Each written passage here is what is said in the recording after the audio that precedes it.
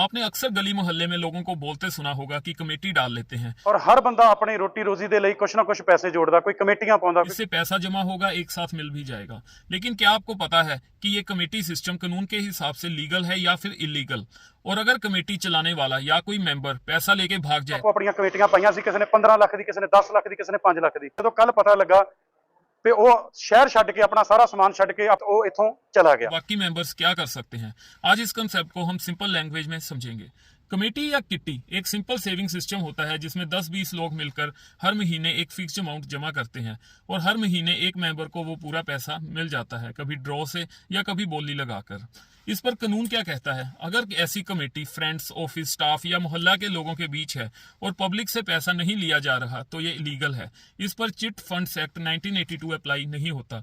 लेकिन अगर कोई आदमी या ग्रुप पब्लिक से पैसा ले रहा है, उसकी मल्टीपल कमेटीज चल रही हैं और वो इससे प्रॉफिट कमा रहा है, तो वो अनरजिस्टर्ड चिट फंड के दायरे में आता है और बिना रजिस्ट्रेशन के चलाना इसको इलीगल है। इस पर सुप्रीम कोर्ट का क्या कहना है? के Bhaskaran versus state of Tamil Nadu 2011 में सुप्रीम कोर्ट ने कहा था कि प्राइवेट कमेटीज अमंग फ्रेंड्स और relatives for mutual benefit do not fall under the chit funds act. यानी अगर आपकी कमेटी सिर्फ आपस में है तो कानूनी तौर पर यह अलाउड है। अगर कमेटी चलाने वाला पैसे लेकर भाग जाए तो क्या होता है?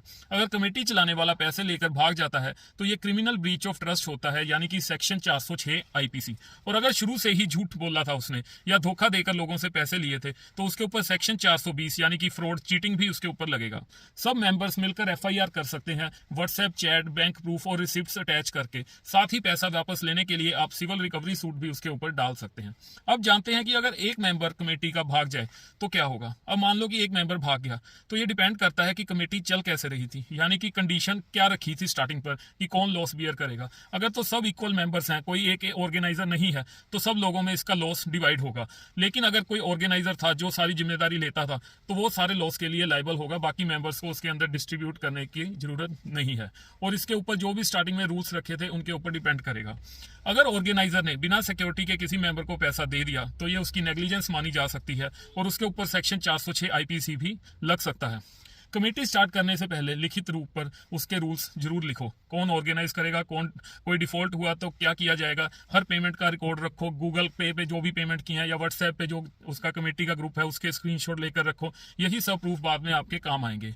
तो कमेटी चलाना गलत नहीं है, बस उसको ट्रांसपेरेंसी और लिखित रूल के साथ चलाना जरूरी है। कानून कहता है कि ट्रस्ट करो पर प्रूफ के साथ। और अगर कोई पैसा लेकर भाग जाता है तो घबराओ मत, कानून आपके साथ है। और ऐसी इन्फॉर्मेटिव वीडियोस के लिए मेरे चैनल को आप सब्सक्राइब कर लीजिए और अपने यारों दोस्तों के साथ इसको शेयर जरूर कीजिए। Thank you.